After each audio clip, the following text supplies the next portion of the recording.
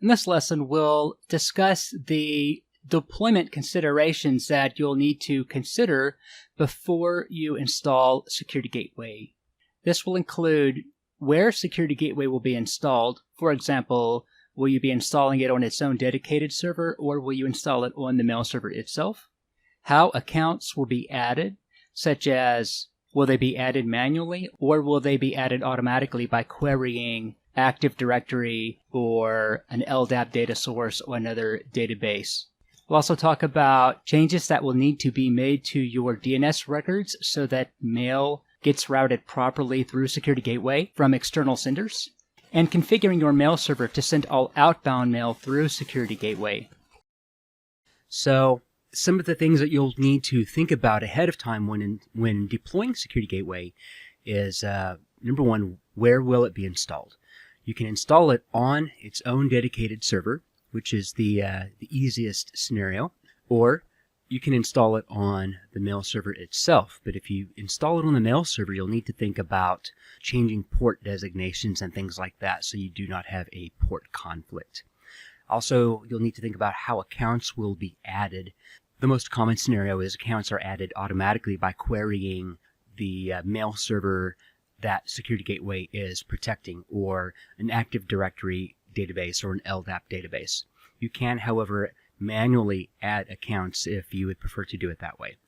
And also, you'll need to update your DNS records when deploying Security Gateway so that mail that is being sent to the domain that Security Gateway is protecting is sent to the right server. So update your MX records, your PTR records, A records, and so forth. And that will allow mail to be routed to the Security Gateway server. That step takes care of the inbound mail. Now for outbound mail, you would also need to configure your mail server to send all outbound mail through Security Gateway. So you would basically have the mail server use Security Gateway as a smart host. So ideally, mail comes in to, let's say for example for an on-premise deployment, mail comes into your network through your router, and your router, on port 25, your router sends it on to Security Gateway, and then Security Gateway filters the messages and then sends them on to the mail server that is being protected. So in an ideal situation, Security Gateway is installed on its own server, on its own piece of hardware, separate from the mail server. And when you have a setup like this, everything can take place on port 25. So mail comes into your network on port 25 through your router, sent to Security Gateway on port 25.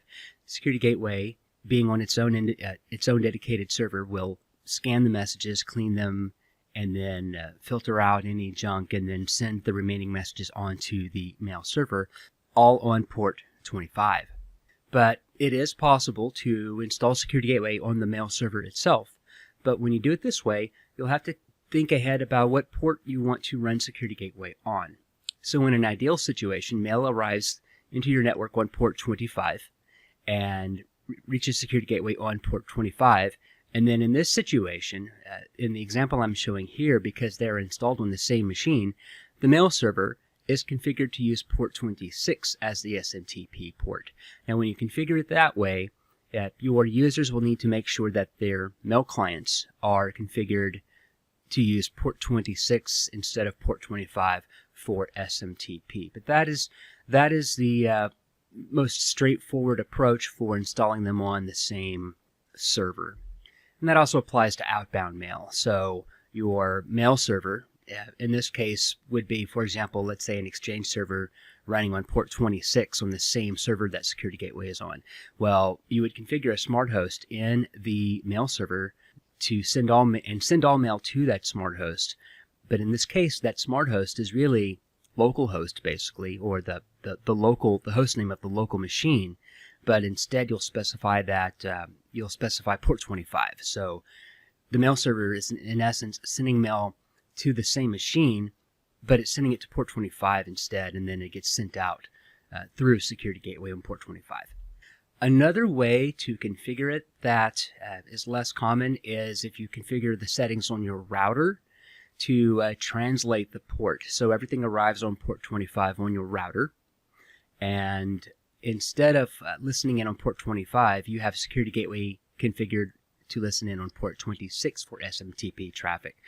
So the router is configured to take those connections that came in on port 25 and send them on to the security gateway server on port 26. Security gateway then scans the messages and then sends them basically to localhost again to the same server, but this time on port 25. That scenario allows your users to not have to change their mail clients to listen in on port 26, but it's not as straightforward as setting it up the other way where security gateway is listening in on port 25. And likewise, you'll want to configure it for outbound as well. So again, your mail server would be sending basically to localhost in this scenario, except localhost, of course, that being security gateway, because it will be installed on the same server as the mail server. But the mail server is sending to localhost or to basically to its own to the same machine as a smart host, but on port 26. Security gateway then sends the mail out using port 26, and your router would be configured to convert that traffic to port 25 and then send it out that way. So different ways to configure it, but the most straightforward way is to have security gateway listening in on port 25 and then have your mail server on port 26 and then have the clients configured to send mail on port 26 accordingly.